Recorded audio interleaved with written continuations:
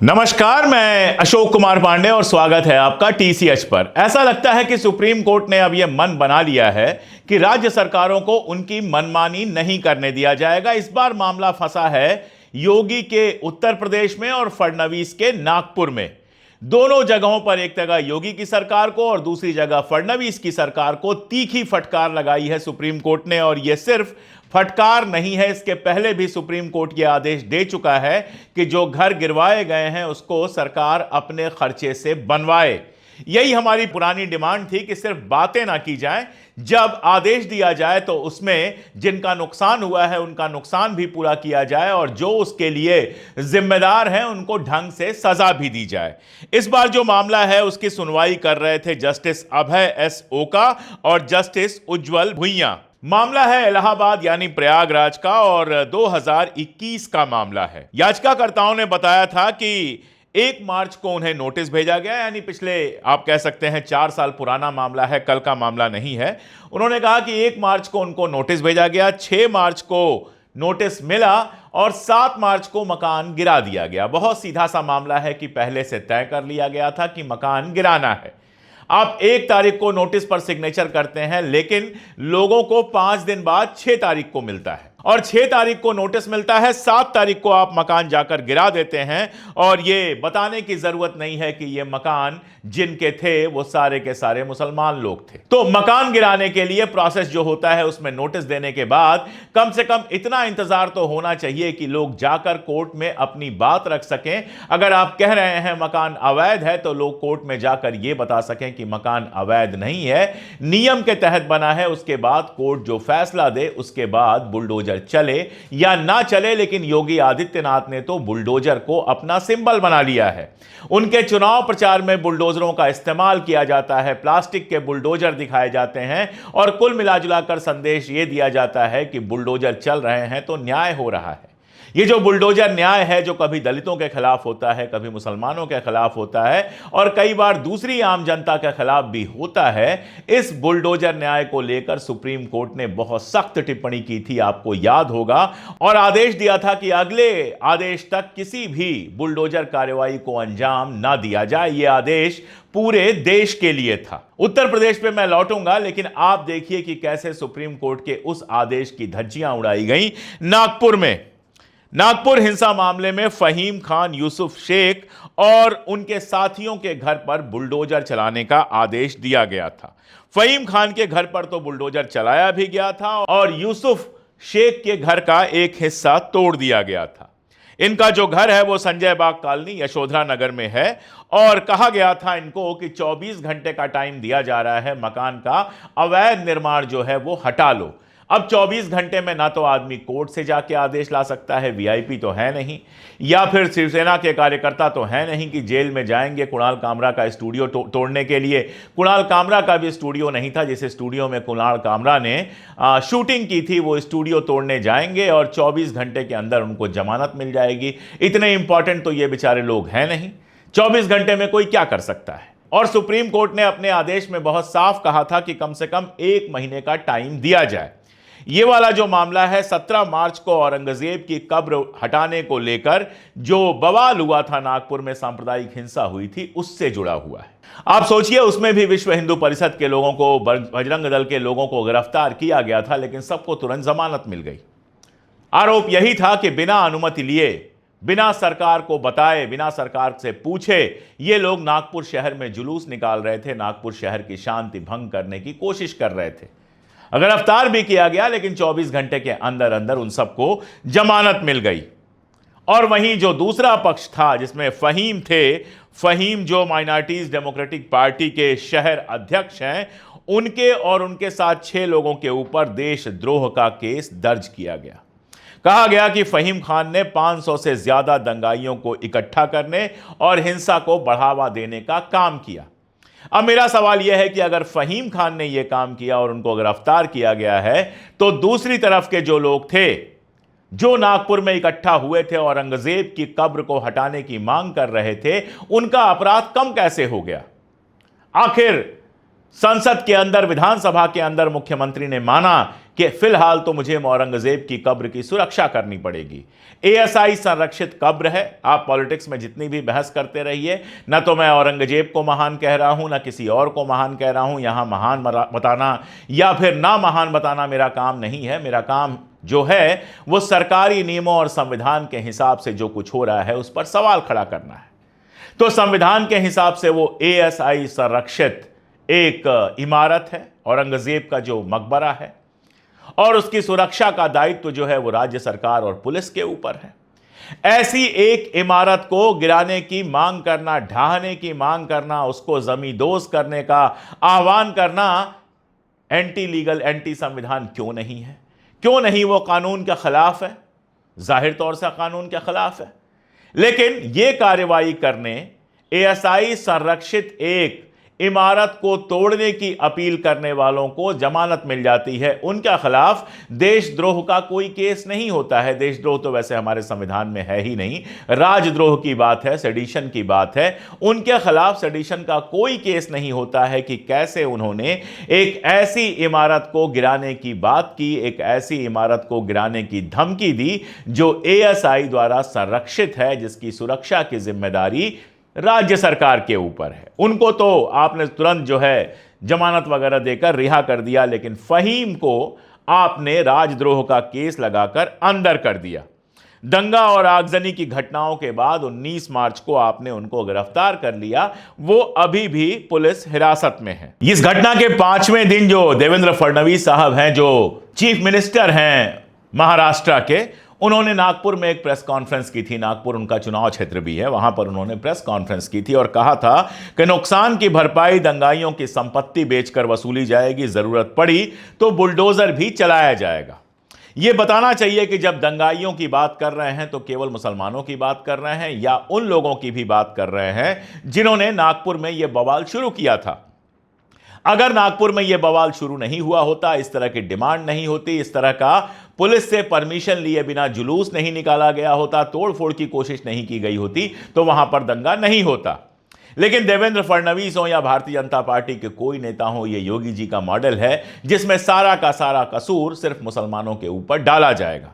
जाहिर है मुसलमानों के पास कोई और चारा नहीं था, तो वो हाई कोर्ट में गए और 21 मार्च को उन्होंने सेशंस कोर्ट में जमानत के लिए याचिका लगाई। उनका दावा है कि उनकी गिरफ्तारी पॉलिटिकल है, राजनीतिक प्रतिशोध के लिए है, और उन्होंने चूंकि विश्व हिंदू परिषद के कार्यकर्ताओं के खिलाफ कार्रवाई की मांग की थी, इसलिए उनको ही गिरफ्तार कर दिया गया है।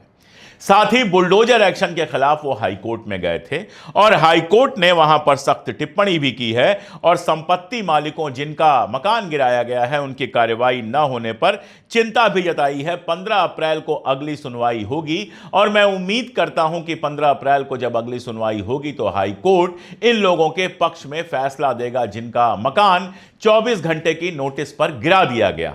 सीधा सवाल तो यही है ना कि भाई कल तक आप कहां थे?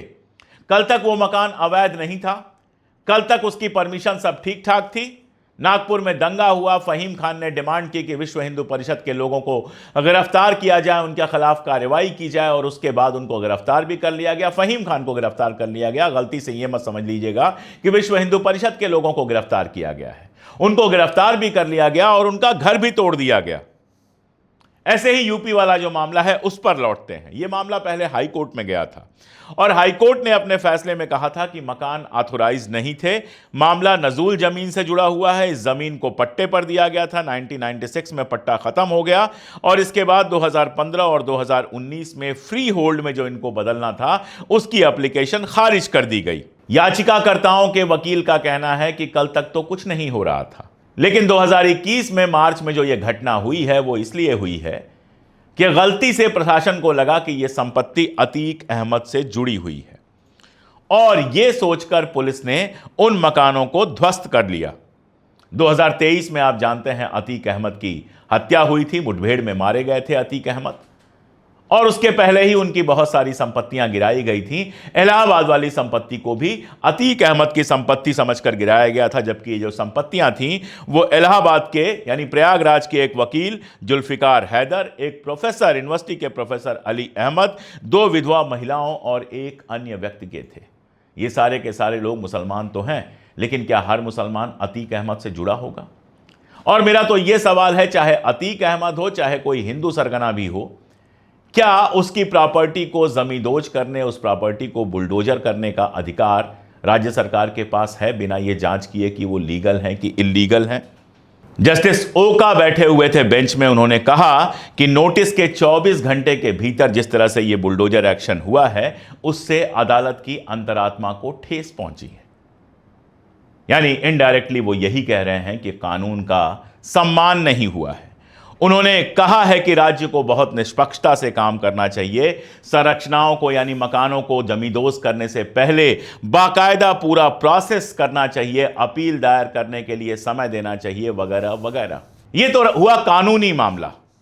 अगर जमीनी मामले को देखें तो पिछले कई सालों से कानून को बिल्कुल मजाक बना के रख दिया गया है। बुलडोजर को एक तमाशा बना के रख दिया गया है कि किसी के घर भी बुलडोजर चला दो, कल तक मकान बिल्कुल लीगल होता है, उस पर कोई कार्रवाई नहीं होती है, सब कुछ ठीक ठाक चल रहा होता है। उसके बाद अचानक कोई घटना हो जाती है, उस घटना में व्यक्ति को इंप्लीकेट किया जाता है और कानून जब सजा देगा उससे पहले ही बुलडोजर चलवाकर उसका घर गिरवा दिया जाता है। मुझे उज्जैन का एक मामला बार बार याद आता है, जब एक बच्चे पे आरोप लगा था कि उसने रामनवमी के जुलूस पर थूका था। रामनवमी का जुलूस आप लोग जानते हैं आजकल के मंदिरों के सामने से कम गुजरता है, मस्जिदों के सामने से ज्यादा गुजरता है। तो उसके ऊपर आरोप लगाया गया कि उसने थूक दिया है। उसके बाद उसके बाप का मकान जमींदोज कर दिया गया। मकान उसके नाम से नहीं था, मकान उसके बाप के नाम से था। बाद में जब कोर्ट का फैसला हुआ, जांच हुई, तो पता यह चला कि जिस आदमी ने गवाही दी थी वो आदमी उस लड़के को पहचानता ही नहीं था। उसने कहा कि मुझे एक सादा कागज दिया गया, मैंने उस पर सिग्नेचर कर दिया, और उस सादे कागज पर किए गए सिग्नेचर से किसी का जिंदगी भर का बनाया हुआ मकान तबाह हो गया।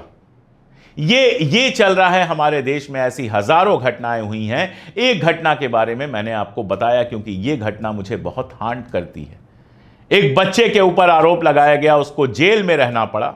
अभी आप दिल्ली में देख लीजिए, दिल्ली दंगों के सिलसिले में कई साल जेल में रहने के बाद अभी कुछ मुसलमानों को रिहा कर दिया गया, यह कह के कि उनके खिलाफ कोई सबूत नहीं था, गलत तरीके से उनको फंसाया गया था। और साथ में अगर घर भी तोड़ दिया जाए तो आप सोचिए, एक तरफ घर का मालिक, एक तरफ घर का कमाऊ जो लड़का है, उसको आपने जेल भेज दिया, दूसरी तरफ घर तोड़ दिया। परिवार के ऊपर क्या गुजरती है आप सोच के देखिए। यह कोई कानून तो नहीं है। मुझे अक्सर बुलडोजर एक्शन पढ़ते हुए, देखते हुए इजराइल की याद आती है, जहां पर फलस्तीनियों के खिलाफ वेस्ट बैंक में और गजा में इस तरह के एक्शन होते रहते हैं, लगातार बुलडोजर चलते रहते हैं। कई बार ऐसा लगता है कि इजराइल जैसे मुल्क से क्या वाकई हमारे देश के नेता सीख रहे हैं। वहां भी सारी लड़ाई इसीलिए चल रही है क्योंकि कोर्ट जो है वो नेतन्याहू के खिलाफ फैसला दे रहा है और कोर्ट को ही बदलने का खेल चल रहा है। हमारे यहां भी इस तरह के मामले आते रहते हैं। अभी एक जज के घर से नोटों की बोरी बरामद होने की बात हुई है। वीडियो बाकायदा सुप्रीम कोर्ट ने जारी किया है जिसमें जले हुए नोट दिखाए जा रहे हैं। उन जज साहब के पुराने मुकदमों को अगर देखें, जिन मुकदमों में उन्होंने फैसला दिया है, तो एक सवाल उठ के खड़ा होता है कि क्या ये सारा कुछ वो पैसों के लिए कर रहे थे? क्या हमारे यहां भी न्यायपालिका को धीरे धीरे धीरे धीरे तबाह करने की कोशिश की जा रही है सेशन कोर्ट से? और कई और हाई कोर्ट वगैरह से जो फैसले आ रहे हैं उनको देखकर आश्चर्य तो होता ही है। आपको याद होगा कि एक फैसला अभी इलाहाबाद हाई कोर्ट से आया था जिसमें एक छोटी बच्ची को कुछ लोगों ने, 2 लोगों ने गाड़ी से खींचकर एक पुल के नीचे उसको लेकर गए थे, उसके साथ हरकतें करने की कोशिश की थी, उसके पायजामे का नाड़ा खोलने की कोशिश की थी, लेकिन भीड़ इकट्ठा हो गई तो वो लोग भाग गए और कोर्ट ने यह कहा कि यह पॉक्सो का मामला नहीं बनता है। ये सारा कुछ जो हुआ था वो पॉक्सो का मामला नहीं बनता है। जज साहब से बहुत विनम्र मेरा निवेदन है, वो बताएं देश को कि आखिर जो ये 2 अपराधी थे जिनको अब उन्होंने निरपराध घोषित कर दिया है, वो एक छोटी बच्ची को खींचकर पुल के नीचे क्यों ले गए थे? क्यों उसके पाजामे का नाड़ा खोलना चाहते थे? अगर ऐसा किसी के भी घर की बच्ची के साथ हो तो उसके ऊपर क्या गुजरेगी? और ऐसे एक नहीं सैकड़ों फैसले हैं जिनकी बिना पर यह कहा जा सकता है कि कोर्ट भी उस तरह का काम नहीं कर रहा है जिसकी उससे उम्मीद की जाती है। ऐसे में चाहे वो महाराष्ट्र का हाई कोर्ट हो, चाहे देश का सुप्रीम कोर्ट हो, जब बुलडोजर एक्शन पर कदम उठाता है, जब बुलडोजर एक्शन पर टिप्पणियां करता है या फिर फैसला देता है कि जो टूटी हुई संपत्ति है उसको सरकार को अपने पैसों से बनाना पड़ेगा, तो थोड़ी सी राहत जरूर मिलती है। लगता है कि अभी भी हमारे पास ऐसी कोर्ट्स और ऐसे जज साहिबान हैं जो न्याय के पक्ष में खड़े हैं, जो संविधान के पक्ष में खड़े हैं। आप सोचिए, जब हम लोग बात करते हैं तो कहा जाता है आप हिंदू मुसलमान बहुत कर रहे हैं। संसद में किरण रिजिजू से पूछा गया कि कुल मिलाजुलाकर सीपीआईएम के सांसद थे जॉन ब्रिटास, उन्होंने जानकारी मांगी थी कि सरकार के पास जो रिकॉर्ड है उसके हिसाब से अल्पसंख्यकों के खिलाफ अपराधों के कितने रिकॉर्ड हैं। कह दिया गया कि केंद्रीय रिकॉर्ड है ही नहीं इस बारे में। आजकल किसी भी चीज के बारे में जानकारी मांगने पर यह बताया जाता है कि जानकारी है ही नहीं। हालांकि अभी संसद के अंदर एक बड़ी मजेदार घटना हुई थी जिसमें कहा यह गया कि 75% जो वादे मंत्रियों ने संसद के अंदर किए थे वो पूरे नहीं हुए। एक और खबर आप जानते ही हैं कि संसद के अंदर जो मेंबर पार्लियामेंट्स हैं उनकी जो सैलरी है वो 24% बढ़ा दी गई। बाकी लोग, प्राइवेट सेक्टर के लोग, सरकारी लोग बैठकर इंतजार करें, उनकी सैलरी लगातार बढ़ती जाती है, उसमें कोई बहस नहीं होती है, वो सर्वसम्मत से पास हो जाता है। लेकिन रिजिजू साहब ने जो बताया उसमें NCM, national commission for minority जो है उसकी याचिकाओं का रिकॉर्ड जरूर बताया। और अगर उन रिकॉर्ड्स की माने तो 2021-22 में 51 ऐसी घटनाएं हुई थी, 22-23 और 23-24 में 30 ऐसी घटनाएं हुई थी, और 24-25 में जो अभी आधा भी नहीं बीता है 29 याचिकाएं अभी तक आ चुकी हैं माइनॉरिटीज के खिलाफ अपराध की। यह अपने आप में बताता है कि माइनॉरिटीज के खिलाफ अपराध कैसे बढ़ रहा है। सरकारें अगर इसको रोकने में कामयाब नहीं होती हैं, सरकारों का अगर इंटरेस्ट नहीं दिखता है इनको रोकने में, तो सुप्रीम कोर्ट्स और हाई कोर्ट्स की यह जिम्मेदारी बन जाती है कि इस तरह के मामलों का संज्ञान लें और इस देश में न्याय व्यवस्था को पूरी तरह से कायम करें। क्योंकि न्याय ही है, कोर्ट ही है जहां हर आदमी जाता है अंत में न्याय के लिए, जहां जाकर सोचता है कि यहां से तो हमें जरूर राहत मिलेगी। एक ये सच्चाई है कि हमारे देश का मुसलमान ना आईएसआईएस में भर्ती हुआ, ना किसी आतंकवादी संगठन में भर्ती हुआ, सारी चीजों के बावजूद संविधान और कोर्ट में उसका भरोसा बचा हुआ है। यह भरोसा बचा रहे, इसलिए बहुत जरूरी है कि माननीय सुप्रीम कोर्ट और माननीय हाई कोर्ट से इस तरह के फैसले आते रहें जो सरकारों की इस तरह की कार्रवाइयों पर लगाम लगाने का काम करें। इसीलिए इन दोनों बातों का मैं स्वागत करता हूं और उम्मीद करता हूं कि इन दोनों मामले में सुप्रीम कोर्ट और हाई कोर्ट पूरी तरह से न्याय करेंगे। आज के लिए इतना ही, बहुत शुक्रिया।